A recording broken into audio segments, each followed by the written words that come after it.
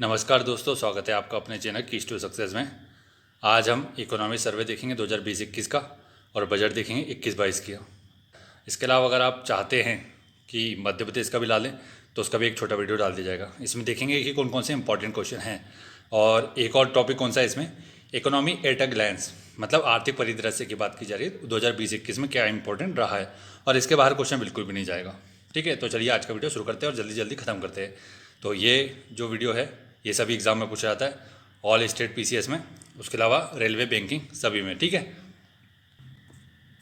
तो पहले आर्थिक समीक्षा देख लेते हैं 2020-21 की। इंपॉर्टेंट फैक्टर देखेंगे हम। ठीक है, कौन सी चीज़ इंपॉर्टेंट है, क्या पूछा जा सकता है, क्या नहीं पूछा जा सकता है। तो फोकस बिंदु क्या रहा है आर्थिक समीक्षा का, तो कोविड-19 महामारी से नुकसान और प्रभाव। ठीक है, केंद्रीय वित्त मंत्री कौन थी, निर्मला सीतारमण, और मुख्य आर्थिक सलाहकार कौन थे, कृष्णमूर्ति सुब्रमण्यम। विषय क्या था इसका, जीवन और आजीविका की सुरक्षा एवं वी आकार सुधार, मतलब वी शेप की रिकवरी अर्थव्यवस्था में। तो देख लेते हैं आर्थिक समीक्षा के मुख्य बिंदु क्या क्या है। ठीक है, तो इसमें इस बार किसके ऊपर फोकस था, जीवन और आजीविका की सुरक्षा पर। और वैश्विक आर्थिक उत्पाद 2020 में 3.5% की कमी को पाटने के लिए संरचनात्मक ढांचे में समृद्धि पर बल दिया गया। वित्त वर्ष 2020-21 की दूसरी छमाही में सरकारी खपत के कारण रिकवरी कितने प्रतिशत की वृद्धि हुई, 17% की। इंपॉर्टेंट ही देखेंगे हम। और वित्त वर्ष 2020-21 की दूसरी छमाही में निर्यात में 5.8% और आयात में 11.3% की कमी आने का अनुमान है। ठीक है, तो इसको बजट में आपको इसका एक्चुअल डाटा मिल जाएगा और आगे भी मिल जाएगा कि आपको कितना हुआ है और कितना नहीं हुआ। इस बार 17 वर्षों में पहली बार चालू खाता का सरप्लस जीडीपी का 2% के बराबर का अनुमान है। ठीक है, इसके बाद क्या है, 2020 -7.2% रहने का अनुमान है, जो पिछले वर्ष कितना था, 3.9% था। और आगे क्या है, वित्त वर्ष 2021 के दौरान उद्योग और सेवा क्षेत्र में क्रमशः 9.6 और 8.8% की कमी हुई। तो उद्योग में कितनी हुई, 9.6 की, और सर्विस सेक्टर में 8.8% की कमी हुई। ठीक है, इसके बाद क्या है, इक्विटी और उभरती अर्थव्यवस्था में एफडीआई निवेश में भारत सबसे पसंदीदा देश रहा है। कुल एफडीआई प्रवाह $9.8 बिलियन रहा है नवंबर महीने में। ठीक है, इस वर्ष चालू खाता सरप्लस जीडीपी का 3.1% रहा, जो कि अनुमान बताया था इन्होंने 2.1 का, तो कितना रहा, 3.1% रहा। ठीक है, तो ये क्लियर हो गया यहाँ से, जो अनुमान था और अनुमान की जगह आपको एक्चुअल डाटा मिल गया 3.1% का।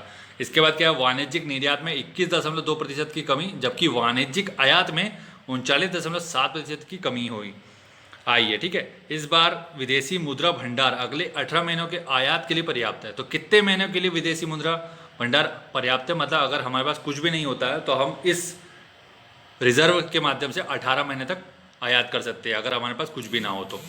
जीडीपी के अनुपात में विदेशी कर्ज देख लेते कितना हो गया। मार्च 2020 में 20.6% से बढ़कर सितंबर 2020 में कितना हो गया, 21.6% हो गया। तो 21.6 याद रखिएगा।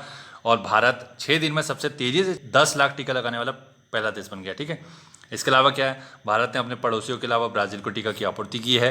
भारत दुनिया की 5वीं सबसे बड़ी अर्थव्यवस्था बन चुका है। इसकी रेटिंग क्या है, BBB और BA3। ठीक है, हेल्थ सेक्टर देख लेते हैं, जीडीपी का कितना परसेंट से कितना परसेंट कर दिया, 1% से बढ़ाकर 2.5% से लेकर 3% तक कर दिया गया। ठीक है, इसके बाद क्या है, जीएसटी की शुरुआत के बाद से लेकर पिछले 3 माह में मासिक जीएसटी संग्रह 1 लाख करोड़ से पार चला गया। और इसके बाद क्या है, 8 जनवरी 2021 की बात की जा रही है। ठीक है, तो देसी मुद्रा भंडार कितना हो गया, $586 बिलियन। जलवायु परिवर्तन पर राष्ट्रीय कार्य योजना 30 मई 2008 को जो शुरुआत हुई थी जिसकी, और इसमें कितने मिशन है, 8 राष्ट्रीय मिशन है। ठीक है, ये सबसे ज़्यादा इंपॉर्टेंट है। ठीक है, तो इसमें देखना है ये है कि भारत की जीडीपी वृद्धि दर कितनी हुई 2020-21 में, -7.7। मोस्ट इंपॉर्टेंट है, ये पूछा जा सकता है। कृषि क्षेत्र की वृद्धि, ये वैसे तो पूरा इंपॉर्टेंट है लेकिन मोस्ट इंपॉर्टेंट बता रहे हैं। कृषि क्षेत्र में वृद्धि कितनी हुई, प्लस में रही 3.4%। उद्योग क्षेत्र में फिर माइनस हुआ, -9.6%। सेवा क्षेत्र भी नेगेटिव में रहा, -8.8%। राजकोषीय घाटा कितना रहा जीडीपी का, 3.5%। और WPI और CPI देखने की जरूरत नहीं पड़ती वैसे, जो कभी आज तक पूछा नहीं गया है। विदेशी मुद्रा भंडार देख लीजिए, $586.1 बिलियन, जो कि अभी बताया गया था। ठीक है, इसके बाद आम बजट के बारे में देख लेते हैं। तो 2021-22 का जो आम बजट है उसके बारे में देख लेते हैं कुछ इन्फॉर्मेशन, कि निर्मला सीतारमण जो वित्त मंत्री उन्होंने तीसरी बार प्रस्तुत किया। ठीक है, और इसमें पूंजीगत व्यय कितना रहा, 2020-21 के 4.39 लाख करोड़ के से बढ़कर कितना हो गया, पूंजीगत व्यय 5.54 लाख करोड़ हो गया। ठीक है, 2021-22 में। तो ये देख लीजिएगा, क्योंकि पूछा जा सकता है सीधा कि भारत का 2021-22 में पूंजीगत व्यय कितना रहा, 5.54 लाख करोड़। इसके बाद क्या है, ये मेंस के हिसाब से हो जाएगा। 2021-22 का बजट 6 बिंदुओं पर आधारित है, ठीक है। इसके बाद क्या है, नेक्स्ट देखते हैं, चलते चलते जल्दी जल्दी देख लेते हैं। आरबीआई के आंकड़ों के अनुसार कोविड-19 प्रयासों का समर्थन करने के लिए 27.1 लाख करोड़ रुपए का व्यय तीनों आत्मनिर्भर पैकेज पर हुआ है, ठीक है। कितना आत्मनिर्भर पैकेज पर कितना खर्चा हुआ है? 27.1 लाख करोड़ का खर्चा हुआ है आरबीआई के डाटा के अनुसार पूछा जा रहा है, जो कि जीडीपी का कितना प्रतिशत है? 13% है। एनएचएम की बात की जा रही है, 6 स्तंभों में से पहली आत्मनिर्भर योजना में 6 साल में 64,180 करोड़ रुपए का परिव्यय के साथ आत्मनिर्भर स्वास्थ्य योजना की शुरुआत की जाएगी, ठीक है। इसके अलावा क्या है, नेक्स्ट देखते हैं। 2.87 लाख करोड़ रुपए की परिव्यय के साथ जल जीवन मिशन के ऊपर कितना खर्च किया जाएगा? 2.87 लाख करोड़ रुपए। 5 वर्षों में हर घर तक जल पहुंचाने का लक्ष्य रखा गया है। मिशन 2.0 लॉन्च किया गया है, ठीक है। इसके अलावा क्या है, स्वच्छ भारत मिशन 2.0 के लिए 1.4 लाख करोड़ का प्रावधान किया है। कोविड-19 टीकों के लिए कितना आवंटित किया गया? 35,000 करोड़ रुपए। पीएलआई जो स्कीम थी इनकी, इसके लिए 1.97 लाख करोड़। 7 टेक्सटाइल पार्क बनेंगे, जिसमें से 2 मध्य प्रदेश में बनेंगे, ठीक है। नेक्स्ट है राष्ट्रीय अवसंरचना पाइपलाइन, जिसमें 7400 परियोजना शामिल है, ठीक है। और राष्ट्रीय इंफ्रा पाइपलाइन के लिए 1.1 लाख करोड़ का प्रावधान किया गया है, जिसके तहत पूरी परियोजनाएं जो भी बनेगी वो सब कंप्लीट की जाएगी, ठीक है। 21-22 में पूंजीगत व्यय कितना रहा? 5.54 लाख करोड़, जो कि कितने प्रतिशत वृद्धि है पिछले साल की तुलना में? 34.5% की, ठीक है। इंपॉर्टेंट डाटा है, पूछा जा सकता है, ठीक है। भारतमाला परियोजना के तहत 13,000 किलोमीटर की सड़कें तैयार की जाएगी, ठीक है। ब्लूमबर्ग की रिपोर्ट आई है 2021 के हिसाब से, राजकोषीय घाटा जीडीपी का 9.8% और वित्त वर्ष 2022 में 6.8% रहने का अनुमान बताया इन्होंने, तो ये उतना ज़्यादा इंपॉर्टेंट नहीं है। इसके अलावा क्या है, 2023 तक, दिसंबर 2023 तक ब्रॉड रेल मार्गों को 100% विद्युतीकरण किया जाएगा। इसके बाद क्या है, 1 लाख से अधिक आबादी वाले 42 शहरों में वायु प्रदूषण की बढ़ती समस्या से निपटने के लिए 2,217 करोड़ रुपए प्रस्तावित किए गए हैं। इसके अलावा है अनुपूरक पोषण कार्यक्रम और पोषण अभियान, इन दोनों का विलय करके क्या कर दिया गया है, मिशन पोषण 2.0, जिसमें बहुत सारी चीज़ें शामिल है पोषण से संबंधित। इसके बाद भारतीय रेलवे के लिए कितना पैकेज रखा गया है? 1.1 लाख करोड़। जो इंपॉर्टेंट है वही देखेंगे। इसके अलावा क्या, बीमा क्षेत्र में एफडीआई की सीमा 49% से बढ़ाकर के 74% कर दिया गया है, ठीक है। इसी ऋण लक्ष्य को बढ़ाकर कितना कर दिया? 16.5 लाख करोड़ रुपए। डिजिटल पेमेंट को बढ़ावा देने के लिए कितने करोड़ का निवेश का प्रावधान किया गया? 1500 करोड़ का। गोवा सरकार को पुर्तगाल से राज्य की मुक्ति की जयंती समारोह के लिए 300 करोड़ रुपए का आवंटन किया गया। वित्त वर्ष 2020-21 में राजकोषीय घाटा जीडीपी का कितना रहा? 9.5%, जबकि 2021-22 में राजकोषीय घाटा कितना हो गया? 6.8%। ये इंपॉर्टेंट है, ठीक है। वो उसमें अनुमान था आर्थिक समीक्षा में, क्योंकि वो बजट के पहले भी आता है तो वो अनुमान बताता है, लेकिन बजट में एक्चुअल चीज़ बता दी जाती है कि क्या काम का है, लेकिन दोनों चीज़ें देखना बहुत इंपॉर्टेंट हो जाता है। तो राजकोषीय घाटा कितना हुआ? एक्चुअल में 6.8% रहा 2021-22 में, और 20-21 में 9.5%। दिमाग में सेट कर लीजिए इसको। इसके अलावा क्या है, पहली बार डिजिटल गणना की गई है, जिसके लिए 2021-22 में 3768 करोड़ रुपए आवंटित किए गए। ग्रामीण इंफ्रा डेवलपमेंट के लिए कितने का प्रावधान किया गया? 40,000 करोड़, जो कि पहले कितना था? 30,000 करोड़। इसके अलावा मत्स्य पालन केंद्रों का विकास किया। यहाँ से एक और महत्वपूर्ण डाटा निकल के आता है कि रिटर्न फाइल करने वालों की संख्या बढ़ गई है। कितनी बढ़ी है? 2014 में 3.3 करोड़ लोगों ने भरा था, जो दोगुना हो गया 2020 में 6.48 करोड़ लोगों ने रिटर्न फाइल किया है। इसके अलावा क्या है, विवाद से विश्वास योजना की शुरुआत की गई है 30 जनवरी 2021 से, जो करदाताओं से संबंधित है, ठीक है। टैक्स ऑडिट की सीमा को 5 करोड़ से बढ़ाकर 10 करोड़ कर दिया गया है। 5 वर्षों में सरकार ने 4,000 करोड़ रुपए से अधिक के परिव्यय के साथ गहरे महासागर मिशन, डीप ओशन मिशन की शुरुआत की गई है, जिसमें 4,000 करोड़ रुपए का परिव्यय किया जाएगा। इसके अलावा क्या है, 100 सैनिक स्कूल बनाए जाएंगे, जो कि इंपॉर्टेंट है, देख सकते हैं। तो इसके बाद देखते हैं आर्थिक परिदृश्य, ठीक है। तो कुछ इंपॉर्टेंट चीज़ें जो मैंने खुद ने गूगल करके भी निकाल लिया, इधर उधर न्यूज़ से, जहाँ से भी जो मिला, द हिंदू पेपर हो चाहे कहीं से भी जो डाटा मिला वहाँ से निकाल लिया। तो यूपीएससी वाले इस लेवल की तैयारी करते हैं, आप लोगों को बता देता हूँ। एक इसका छोटा सा एग्जाम्पल क्या है, एग्जाम्पल है कि 28 मई 2021 को देश का विदेशी मुद्रा भंडार कितना हो गया? 2.865 अरब डॉलर बढ़कर कितना हो गया? 592.894 अरब डॉलर हो गया। तो हो गया है, तो अब इसमें आपने क्या ढूंढा? इसमें एक्चुअल चीज़ें ढूंढनी चाहिए थी आपको कि विदेशी मुद्रा भंडार में इंडिया का रैंक कौन सा है। तो इसका रैंक हो गया 4th। तो इसके पास अभी करंट में जुलाई में कितना है? 611 बिलियन डॉलर का है। और इसने किसको बीट किया पूछा जाएगा तो वो हो जाएगा रूस को, ठीक। अब जब चौथे नंबर पे इंडिया है तो पहले दूसरे तीसरे पे कौन है? और पहले पे जो है उसके पास कितना रिजर्व है? तो ये चीज़ आप देख लेंगे जब, तो ये थोड़ा यूपीएससी पैटर्न पे चले जाते हैं आप। और ये अच्छी चीज़ भी है। कभी कभी क्या होता है, कुछ भी पूछा जा सकता है, आपको तो पता है एग्जाम कुछ भी पूछता है और कितना कंपटीशन लेवल बढ़ गया है ऊपर।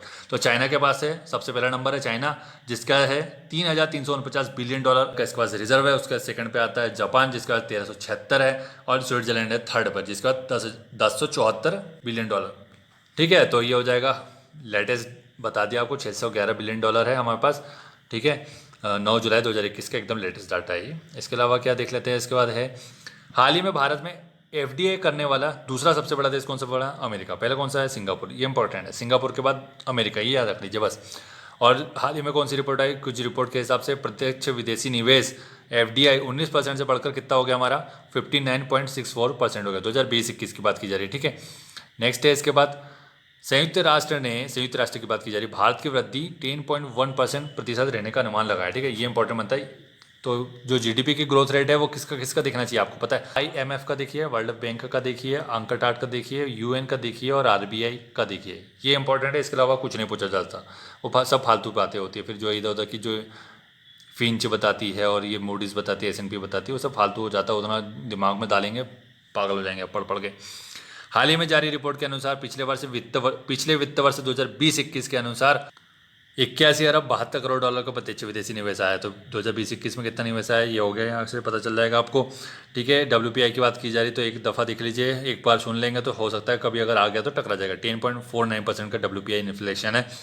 विश्व बैंक द्वारा जारी रिपोर्ट, अब ये रिपोर्ट का नाम देख लीजिए क्योंकि ये रिपोर्ट भी पूछ सकता है कि ये रिपोर्ट कौन जारी करता है। विश्व बैंक करता है migration and development brief report. हाल ही में सबसे बड़ा मुक्त व्यापार समझौता RCEP लागू करने वाला पहला देश कौन सा है, सिंगापुर। मार्च महीने में पूछा जा रहा है कि रिकॉर्ड तोड़ 1.23 लाख करोड़ का जीएसटी कलेक्शन हुआ है। IMF का नया सदस्य बना है अंडोरा, जो कि कौन सा नंबर का, 190 नंबर का। हाल ही में IMF ने 2021 में भारत की आर्थिक वृद्धि दर 11.5% रहने का अनुमान लगाया है। ठीक है, तो IMF ने कितना बताया, 11.5%। ठीक है, तो यूएन का याद हो गया। अभी यूएन ने कितना बताया था, तो यूएन ने बोला था 10.1%, यूएन ने बोला। IMF ने कितना बोला, 11.5%। रिपोर्ट के अनुसार 2020 में एफडीआई प्राप्त करने वाला सबसे बड़ा देश कौन सा है, चीन, जिसमें सबसे ज़्यादा एफडीआई प्राप्त किया। अंकटाट की रिपोर्ट देख लेते हैं। इसके हिसाब से विश्व व्यापार में कितने % की कमी आ गई, 7 से 9% की कमी आ सकती है। हाल ही में भारत के कृषि निर्यात में 14.8% की वृद्धि हुई है। ठीक है, इंपॉर्टेंट डाटा है। लास्टेंट की रिपोर्ट देख लेते हैं। उसने क्या बोला कि जीवन प्रत्याशा कितनी हो गई, 67.5 से लेकर कितनी हो गई, 70.8 हो गई है।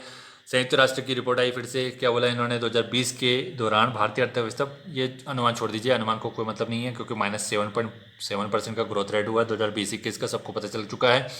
इसके बाद भारत आयात निर्यात बैंक मोजाम्बिक को $250 मिलियन अमेरिकी डॉलर का ऋण देगा। तो यहाँ से क्या क्वेश्चन आ सकता है कि इसकी स्थापना कब हुई थी, 1982।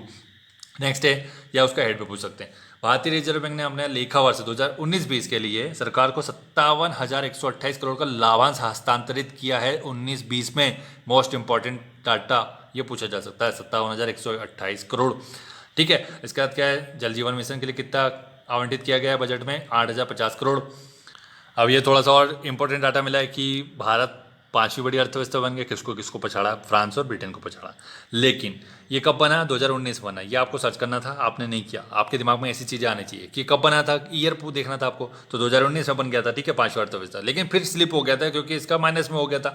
तो 2020 में 6वें स्थान पर चला गया। फिर उसके बाद क्या हुआ, 23 फरवरी 2020 को ये 5वें स्थान पर आ गया फिर से। ठीक है, तो ये डाटा याद रखिएगा।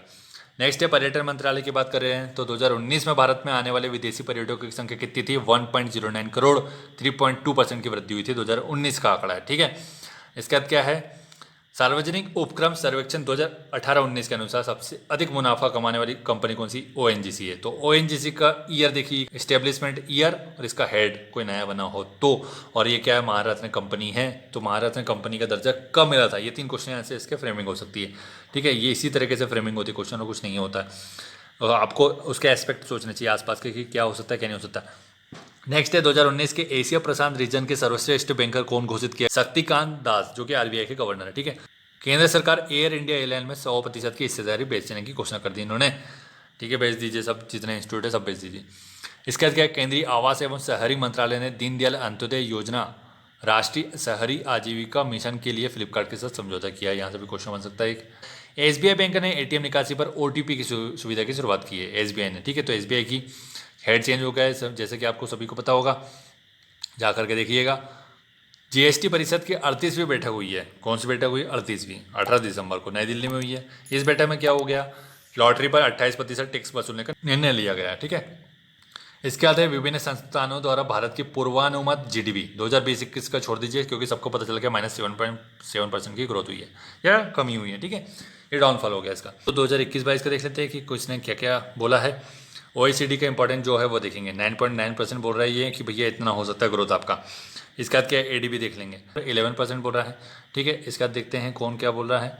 इसके बाद बोल रहा है IMF, ये बोल रहा है 12.5% बोल रहा है। इसके बाद है विश्व बैंक कितना बोल रहा है? 10.1% बोल रहा है। इसके अलावा कोई का नहीं पूछेंगे, ये सब फालतू है, ये इनका कुछ भी याद रखने की जरूरत नहीं है। अब ये राष्ट्रीय सांख्यिकी कार्यालय का अगर दिया होता तो बहुत इंपॉर्टेंट था, लेकिन दिया नहीं हुआ है। तो ये 4 चीज़ याद रखिए, इसके अलावा कुछ नहीं जाएगा। और इकोनॉमिक सर्वे और बजट से संबंधित जो भी क्वेश्चन बन सकते थे वो सब यहाँ कवर कर लिए गए, इसके बाद कुछ नहीं जाएगा, ठीक है। Thank you so much for watching. Video अच्छा लगा तो वीडियो को लाइक और शेयर कर दीजिए, चैनल को सब्सक्राइब कर दीजिएगा, ठीक है।